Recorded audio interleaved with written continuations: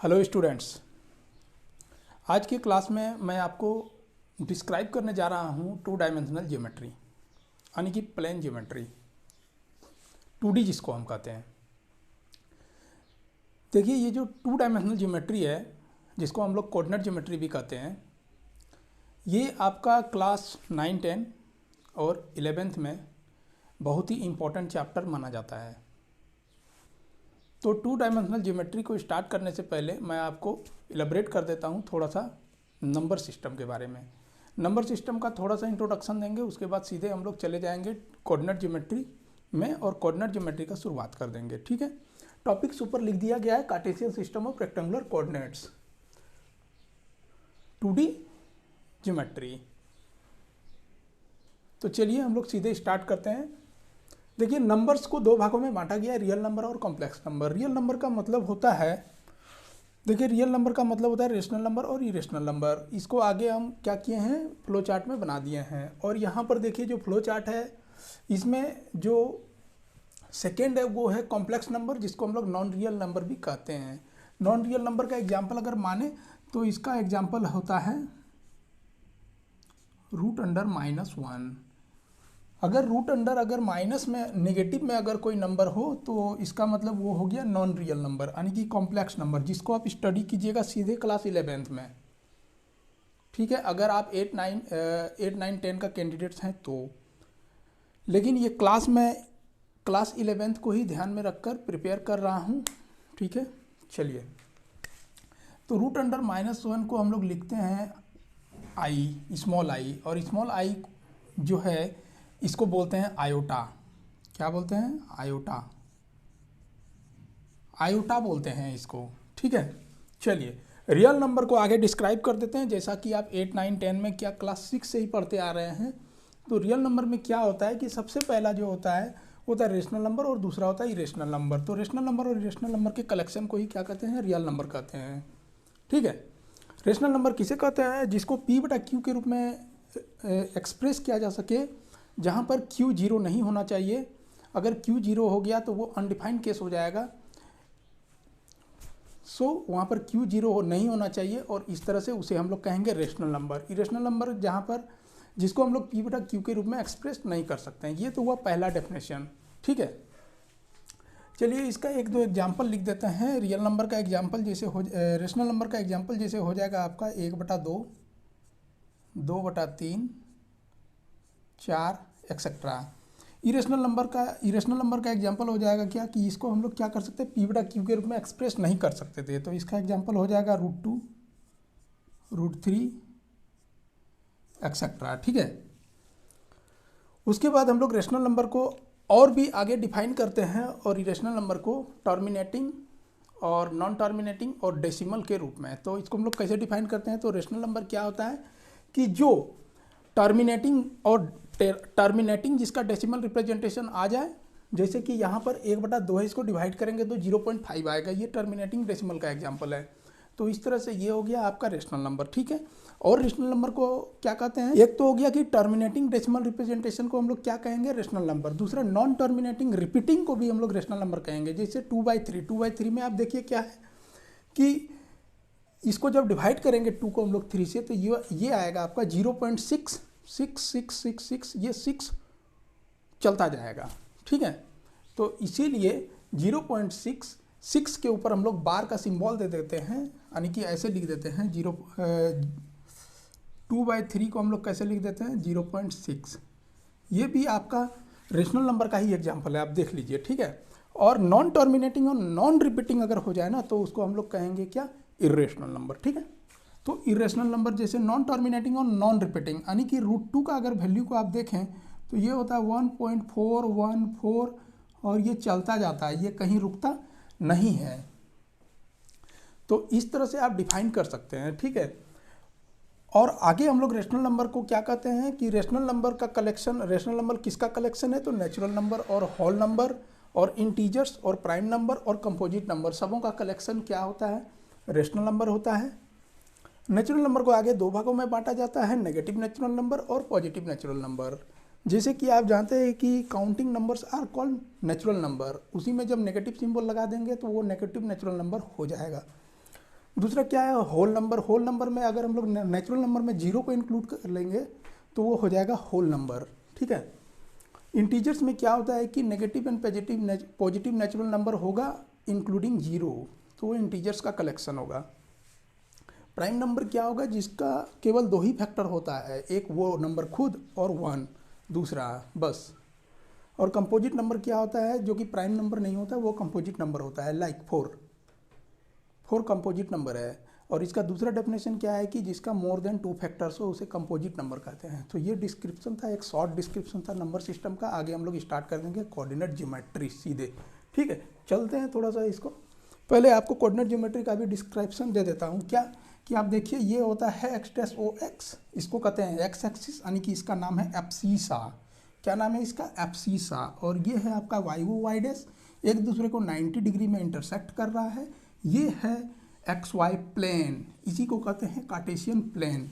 देखिए कार्टेशियन, ये रेनी डिस्कार्टिस नाम के एक मैथमेटिशियन हुए थे जिन्होंने अलजेब्रा और ज्योमेट्री को यूनिफाइड कर दिया, यानी कि जैसे स्ट्रेट लाइन का इक्वेशन बना दिया। क्या?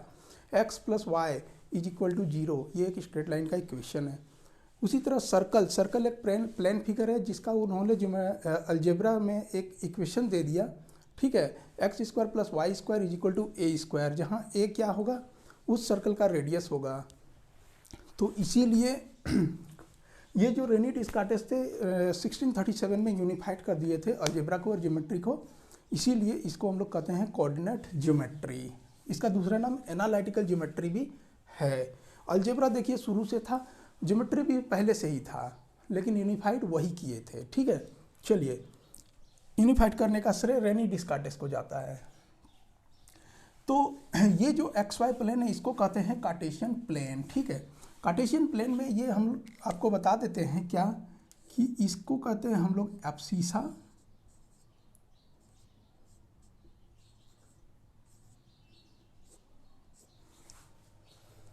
एब्सीसा, और वाई एक्सिस को हम लोग कहते हैं ऑर्डिनेट। क्या कहते हैं? ऑर्डिनेट कहते हैं। यानी कि कोऑर्डिनेट का रिप्रेजेंटेशन हमेशा होता है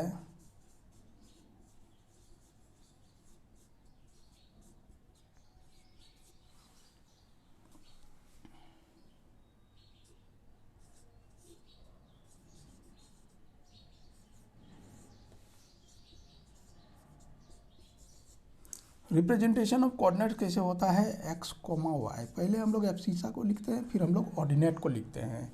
कभी भी कोऑर्डिनेट्स को अगर रिप्रेजेंट करना हो तो आप पहले एब्सीसा को लिखिएगा, फिर ऑर्डिनेट को लिखिएगा। अब देखिए आगे देखिए, ये जो है आपका वाई ओ एक्स से बना आपका फर्स्ट क्वाड्रेंट। क्या बना? फर्स्ट क्वाड्रेंट बना, ठीक है। और ये देखिए सेकेंड क्वाड्रेंट बन गया, थर्ड क्वाड्रेंट बन गया, फोर्थ क्वाड्रेंट बन गया। हम लोग जब ये ओरिजिन होता है, ओरिजिन, ओ को क्या कहते हैं? ओरिजिन कहते हैं। ओरिजिन इसीलिए ज़रूरी होता है क्योंकि आप किसी भी पॉइंट का रिप्रेजेंटेशन करते हैं, कहीं भी उसको लोकेट करते हैं, तो जिस पॉइंट के रिस्पेक्ट में करते हैं उस पॉइंट को हम लोग कहते हैं ओरिजिन, ठीक है। तो ये ओरिजिन हो गया। और ओरिजिन से लेकर आप पॉजिटिव डायरेक्शन में चले जाइएगा एक्स के तरफ तो पॉजिटिव हो जाएगा, एक्स डैश की तरफ आइएगा तो नेगेटिव हो जाएगा, वाई की तरफ जाइएगा तो पॉजिटिव हो जाएगा, वाई डैश की तरफ जाइएगा तो नेगेटिव हो जाएगा। तो इस तरह से जो फर्स्ट क्वाड्रेंट का जो कोऑर्डिनेट्स हुआ उसमें जो सिंबल आया वो क्या आया आपका? साइन कन्वेंशन उसका एक्स का प्लस और फिर वाई का प्लस, तो प्लस प्लस हो गया फर्स्ट क्वाड्रेंट में। सेकेंड क्वाड्रेंट में पहले एक्स का देखिए माइनस, फिर वाई का देखिए प्लस, तो माइनस प्लस हो गया। थर्ड क्वाड्रेंट में देखिए पहले एक्स का माइनस, फिर वाई का भी माइनस, तो माइनस माइनस हो गया। फोर्थ क्वाड्रेंट में देखिए एक्स का प्लस और वाई का माइनस, तो प्लस माइनस हो गया। तो इस तरह से हम लोग क्वाड्रेंट्स को क्या करते हैं? क्वाड्रेंट्स को हम लोग साइन कर देते हैं, ठीक है, सिंबल डाल देते हैं। फर्स्ट क्वाड्रेंट में जो भी पॉइंट होगा उसमें प्लस प्लस आएगा, एक्स का भी प्लस, वाई का भी प्लस। सेकेंड क्वाड्रेंट में जो भी आएगा उसमें माइनस प्लस आएगा, एक्स का माइनस और वाई का प्लस, ऐसे, ठीक है। ये क्लियर हो गया? चलिए आगे हम लोग देखेंगे इसका इक्वेशन ऑफ लाइन देख लेंगे, डिस्टेंस फार्मूला देख लेंगे। इक्वेशन ऑफ लाइन तो बाद में देखेंगे हम लोग, स्ट्रेट लाइन जब पढ़ेंगे, क्लास 11th के लिए ही बता रहा हूँ। ये क्लास 9-10 के लिए इंट्रोडक्शन क्लास होगा और क्लास 11th के लिए और थोड़ा सा ज़्यादा इंट्रोडक्शन देंगे। ठीक है, चलिए तो चलिए मैं आपको डिस्टेंस फार्मूला को प्रूव करके दिखाता हूँ। देखिए डिस्टेंस फार्मूला को प्रूव करने के लिए सबसे पहले मैं ले लिया हूँ एक XY प्लेन, ठीक है, और डिस्टेंस फार्मूला को प्रूव करने के लिए 2 पॉइंट हम लोग फर्स्ट क्वाड्रेंट में लिए हैं, पॉइंट P और पॉइंट Q। हम लोग इस डिस्टेंस फार्मूला को प्लेन में कहीं भी प्रूव कर सकते हैं, चाहे उसका फर्स्ट पॉइंट फर्स्ट में हो, सेकेंड में हो, कहीं भी हो, ये हर क्वाड्रेंट के लिए सही है। और अगर इसका पहला पॉइंट किसी और क्वाड्रेंट में है, दूसरा पॉइंट किसी और क्वाड्रेंट में है, तब भी ये सही है। तो distance formula will always be true. Okay, so let's go to prove this. Okay, so P, the coordinates of P will be x1 and y1। हम लोग ऐसा मान लेते हैं कि कोऑर्डिनेट्स का P का कोऑर्डिनेट्स क्या है, x1 y1 है, और Q का कोऑर्डिनेट्स क्या है, x2 y2 है। ठीक है, अब देखिए जब P x1 y1 हो गया तो OT हो गया आपका x1 और TP हो गया y1। TP के बराबर देखिए RM है तो RM भी हो गया y1। Q का कोऑर्डिनेट्स है x2 y2, OR हो गया आपका x2, RQ हो गया आपका y2। और जब ऐसा हो गया तो आप देखिए हम लोग क्या करते हैं कि TR डिस्टेंस को निकालते हैं जो कि PM के बराबर होगा। तो TR हो गया आपका x2 माइनस x1, ठीक है, और यहाँ से QM डिस्टेंस को निकालते हैं जो कि y2 माइनस y1 के बराबर है, आप देख लीजिए। और इस तरह से जब हम लोग PM परपेंडिकुलर टू QR खींच के रखे हैं, एक्चुअली परपेंडिकुलर तो आपको P से PT परपेंडिकुलर OX खींच लेना है, Q से परपेंडिकुलर QR परपेंडिकुलर OX खींच लेना है और PM परपेंडिकुलर QR खींच लेना है। तो हमारे पास PMQ एक राइट एंगल ट्रायंगल है, तो राइट एंगल ट्रायंगल में पाइथागोरस थ्योरम लग जाता है। ठीक है, तो चलिए पाइथागोरस थ्योरम लगा देते हैं। इसको मैं यहाँ लिख देता हूँ और प्रूफ करके आपको मैं डिस्क्राइब कर देता हूँ।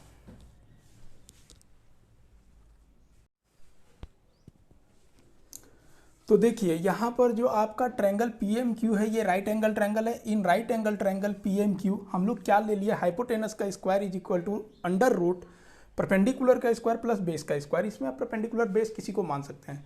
तो PM square plus QM square हो गया अंदर में, और PM जो है मेरा x2 माइनस x1 है, तो x2 माइनस x1 का होल स्क्वायर हो गया, प्लस QM मेरा y2 माइनस y1 है तो y2 माइनस y1 का होल स्क्वायर हो गया। और हम लोग इसको क्या कर सकते हैं कि x1 माइनस x2 का होल स्क्वायर भी लिख सकते हैं और y1 माइनस y2 का होल स्क्वायर भी लिख सकते हैं। तो इस तरह से मेरा क्या हो गया, रूट अंडर में डिफरेंस ऑफ x कोऑर्डिनेट का square plus difference of y coordinate का स्क्वायर। ये है आपका डिस्टेंस फार्मूला का प्रूफ। तो आप चैनल को लाइक शेयर और सब्सक्राइब जरूर कर लीजिएगा। ठीक है, मैं आगे भी क्लास लेकर आऊँगा। मिलते हैं, बाय बाय।